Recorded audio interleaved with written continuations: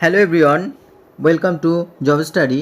আজ আমি PSC clerkship, WBP এবং কেপিতে বারবার যে অ্যাপ্রোপ্রিয়েট প্রিপারেশনগুলো আসে তার উপরে একটি গুরুত্বপূর্ণ ভিডিও নিয়ে এসেছি।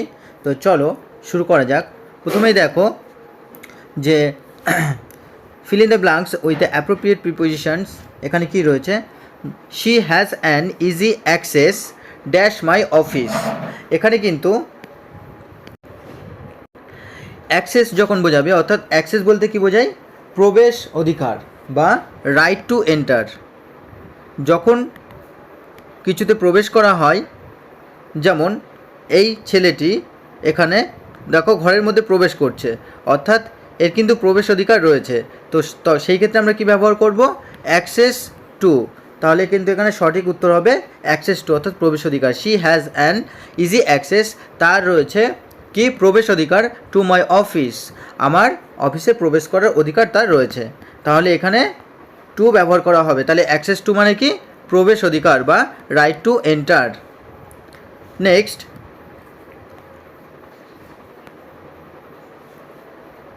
নেক্সট দেখো, I was glad to make acquaintance. Acquaintance মানে কি? পরিচয় বা পরিচিতি। তাহলে আইডেন্টিফিকেশন কথাটি আমরা ব্যবহার করি, অর্থাৎ একজনের সাথে আরেকজনের যখন পরিচয় হয় বা পরিচিতি হয় তখন কি বলা হয়? অ্যাকুয়েন্টেন্স। আচ্ছা, অ্যাকুয়েন্টেন্স তাহলে কি ব্যবহার করা হবে? যখন আইডেন্টিফিকেশন কথাটি বা আইডেন্টিফিকেশন বোঝাবে, অর্থাৎ পরিচয় যখন বোঝাবে, তাহলে সেই ক্ষেত্রে অ্যাকোয়েন্টেন্স কথাটা ব্যবহার করা হয়। কিন্তু এখানে অ্যাকোয়েন্টেন্সের সাথে কী ব্যবহার করা হবে? ফর না, উইথ। হ্যাঁ, উইথ কথাটি এখানে ব্যবহার করা হবে, অর্থাৎ অ্যাকোয়েন্টেন্স উইথ মানে পরিচিত। তাহলে I was glad to make acquaintance with him, আমি তার সাথে পরিচিত হতে পেরে খুশি হয়েছিলাম বা খুশি ছিলাম। তাহলে অ্যাকোয়েন্টেন্স উইথ কথাটি ব্যবহার করা হবে এখানে। নেক্সট,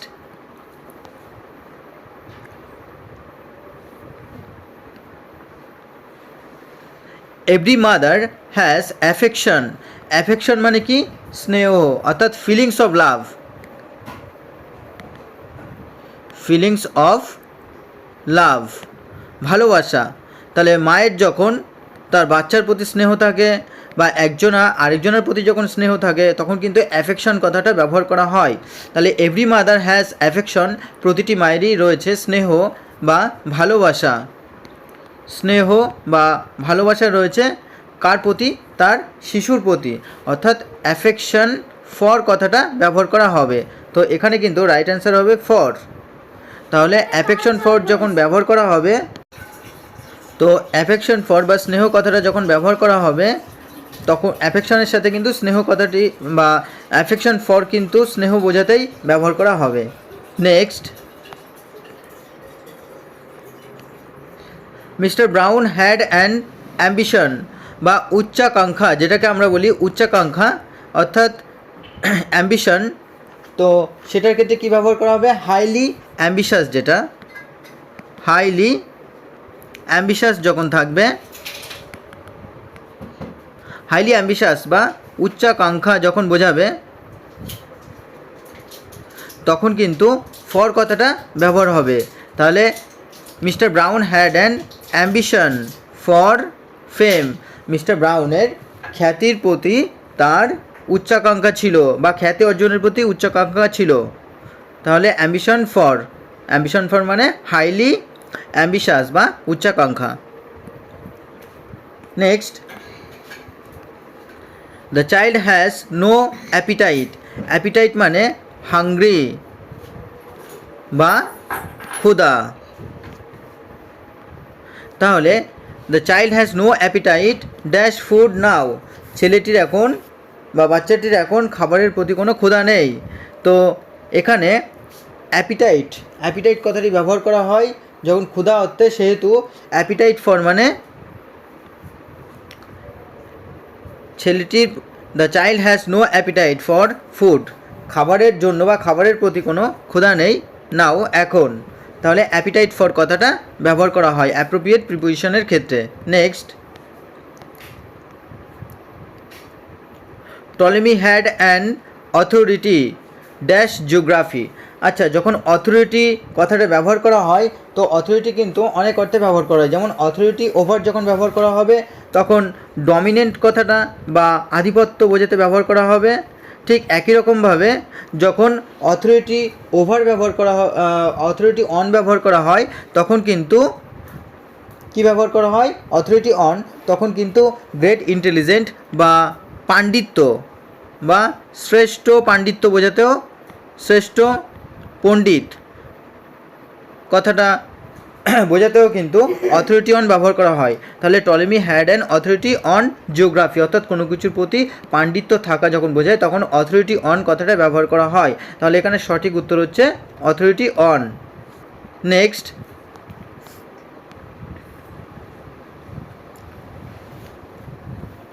দ্য ম্যানেজার লস্ট, হারিয়েছিল অথরিটি।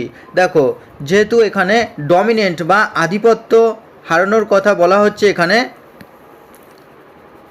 ড্যাশ হিজ ব্যাংক, তার ব্যাংকের প্রতি যে আধিপত্য বা তার যে নির্দেশ সেটা, তাহলে দ্য ম্যানেজার হ্যাড লস্ট অথরিটির পরে এখানে ওভার কথাটা ব্যবহার করা হবে, যেটা আধিপত্য অর্থে ব্যবহার করা হয়।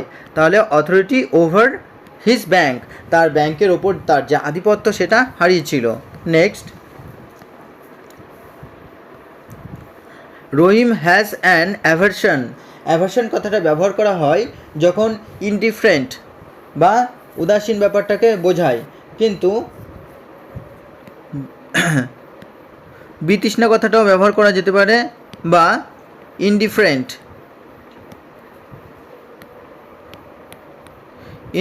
বা উদাসীনতা যখন বোঝায় তখন কিন্তু অ্যাভারশন কথাটা ব্যবহার করা হয়। তো অ্যাভারশন টু যখন বোঝাবে তখন ইনডিফারেন্ট বা বিতৃষ্ণা বোঝাতে ব্যবহার করা হয়। Rahim has an aversion to studying, অর্থাৎ কোনো কিছুর প্রতি বিতৃষ্ণা বা উদাসীনতা যখন থাকে তখন অ্যাভারশন টু কথাটি ব্যবহার করব। তাহলে স্টাডিং বা রহিমের ছিল পড়ার প্রতি বিতৃষ্ণা বা উদাসীনতা বা উদাসীন মনোভাব। নেক্সট, শি অন্ডার্ড, সে অবাক হয়ে গিয়েছিল অ্যাট হিজ অ্যান্টিপ্যাথি কথাটি ব্যবহার করা হয় যখন আনইন্টারেস্ট কথাটা ব্যবহার করা হয়।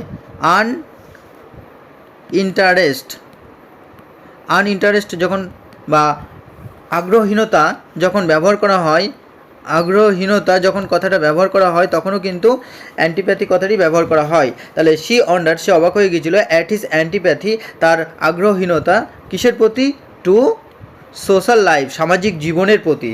তাহলে এখানে কিন্তু টু কথাটা ব্যবহার করা হবে। নেক্সট,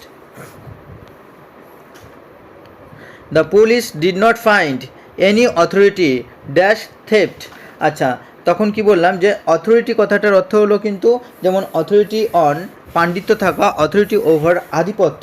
ঠিক যখন অথরিটি কথাটি আরও একটি অর্থে ব্যবহার করব, তো পুলিশ ডিড নট ফাইন্ড খুঁজে পায়নি এনি অথরিটি অর্থাৎ প্রমাণ, এখানে কিন্তু প্রমাণ বা প্রুফ এই অর্থেও কিন্তু অথরিটি কথাটি ব্যবহার করা হয়। তাহলে অথরিটি ফর যখন ব্যবহার করা হবে তখন হচ্ছে প্রমাণ অর্থে ব্যবহার করা হয়। The police did not find any authority for theft, এই চুরির জন্য বা চুরির প্রতি যে প্রমাণ সেটা কিন্তু পুলিশ খুঁজে পায়নি। তাহলে এখানে কিন্তু ফর হলো right answer. Next, mister Kumar has no apology dash his misdeeds. তার যে মিস্টার কুমার রয়েছে, মিস্টার কুমার তার যে কুকর্ম বা অপকর্ম তার প্রতি তার কী নেই, অ্যাপোলজি নেই, অর্থাৎ কোনো দুঃখ বা অনুশোচনা যখন বোঝাবে তখন কিন্তু আমরা এখানে কিন্তু টেন্ডেন্সি বা প্রবণতাকে বোঝাচ্ছে। টেন্ডেন্সি বা প্রবণতা, কিসের প্রবণতা, তার কোনো দুঃখ বা দুঃখের কোনো প্রবণতা নেই। তাহলে অ্যাপোলজি ফর বা অ্যাপোলজি,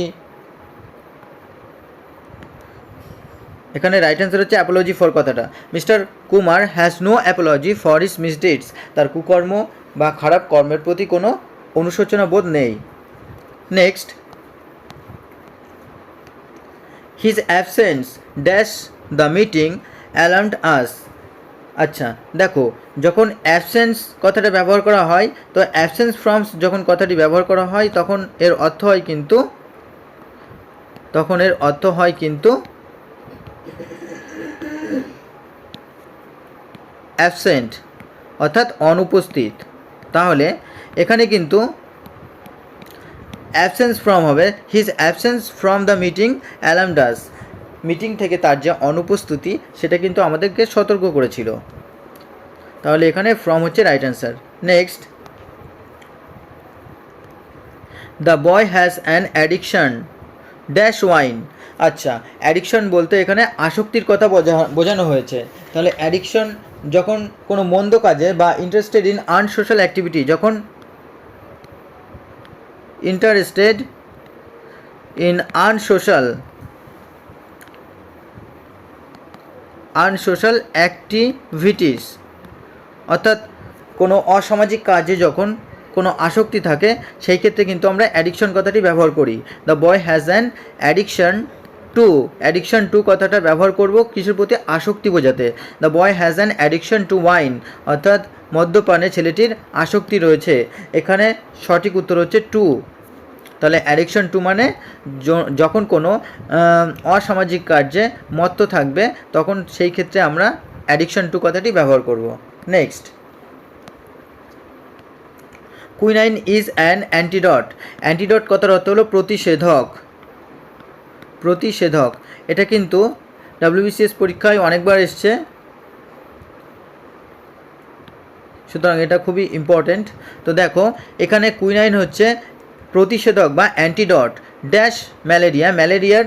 তাহলে অ্যান্টিডট টুও ব্যবহার করা যায়, ফরও ব্যবহার করা যায়, এগেনস্টও ব্যবহার করা যায়। তাহলে এখানে উত্তর হচ্ছে সঠিক উত্তর অল অফ দিস।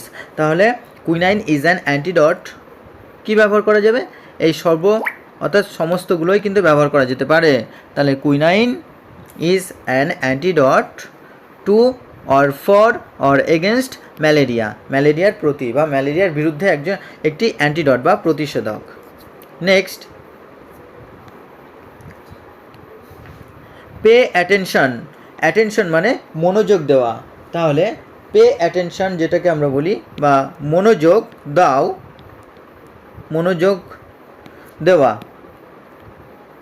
দেওয়া pay attention dash hot I say, যেটা আমি বলছি। তাহলে পে অ্যাটেনশনের পরে টু কথাটি ব্যবহার করা হয়। Pay attention to what I say, মনোযোগ দাও যেটা আমি বলছি। তাহলে এখানে সঠিক উত্তর হলো টু। নেক্সট, পোভার্টি ইজ বার মানে এখানে কিন্তু অবস্ট্রাকল বা বাধা। নেক্সট, তাহলে পোভার্টি ইজ বার বলতে এখানে কিন্তু অবস্ট্রাকলকে বোঝাচ্ছে, বা বাধাকে বোঝাচ্ছে। তাহলে কিসের প্রতি বাধা বা প্রতিবন্ধক? তাহলে কি বলেছে? দ্য প্রোগ্রেস অফ সোসাইটি, সমাজের যে উন্নতি তার প্রতি বাধা। তাহলে পোভার্টি ইজ বার্ড টু কথাটা ব্যবহার করা হয়। তাহলে এখানে সঠিক উত্তর হচ্ছে two. Poverty is barred to the progress of society, সমাজের উন্নতির প্রতি বা উন্নতির প্রতিবন্ধক হিসাবে পোভার্টি কাজ করে। Next, my father is a candidate. আচ্ছা, ক্যান্ডিডেট যখন কোনো প্রতিনিধি বা প্রার্থী হওয়া বোঝায় তখন কিন্তু ক্যান্ডিডেট কথাটা ব্যবহার করা হয়। তাহলে মাই father is a candidate dash chairmanship, তাহলে ফর চেয়ারম্যানশিপ, অর্থাৎ চেয়ারম্যানশিপের জন্য একজন ক্যান্ডিডেট বা প্রার্থী হয়েছেন। তাহলে এখানে ক্যান্ডিডেট ফর কথাটা ব্যবহার করা হয়। রাইট অ্যান্সার হচ্ছে এখানে for. My father is a candidate.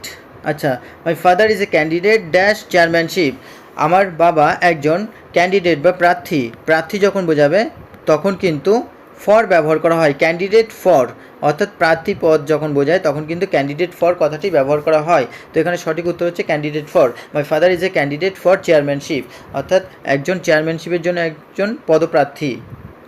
Next,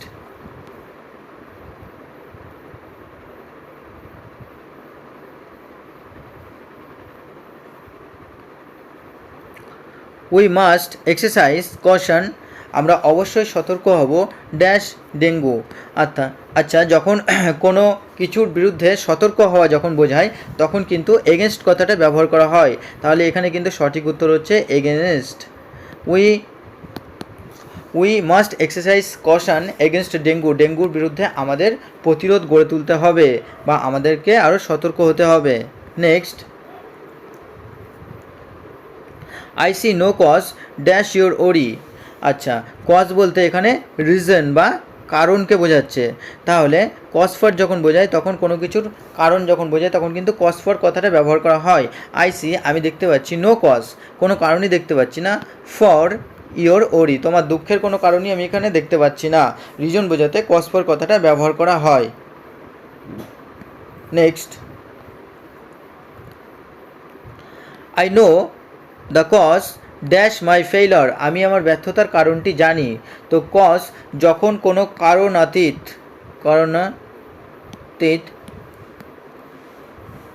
প্রসঙ্গ বোঝাবে বা রিজনকে বোঝাবে তখন কিন্তু কজ অফ কথাটা ব্যবহার করা হয়। তাহলে I know the cause of my failure, আমি আমার ব্যর্থতার কারণটি জানি। এখানে কিন্তু অফ হলো সঠিক উত্তর। তাহলে কজ অফ হচ্ছে কি, যখন কারণ অতীত বা কারণটা সম্পর্কে ব্যর্থতার সফলতার কারণ যখন আমরা জানি তখন সেই ক্ষেত্রে কজ অফ কথাটা ব্যবহার করা হবে। তো এই হলো আজকের কিছু গুরুত্বপূর্ণ অ্যাপ্রোপ্রিয়েট প্রিপোজিশন। আশা করি তোমাদের ক্লাসটি ভালো লেগেছে।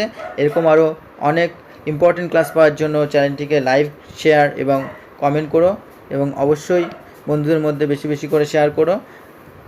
তো চলো নেক্সট ক্লাসে দেখা হচ্ছে এবং ডাব্লিউবিপি, কেপি ও পিএসসি ক্লার্কশিপের জন্য ইংলিশের সমস্ত ক্লাসই পরপর আসবে। চ্যানেলটিকে ফলো করো। ধন্যবাদ।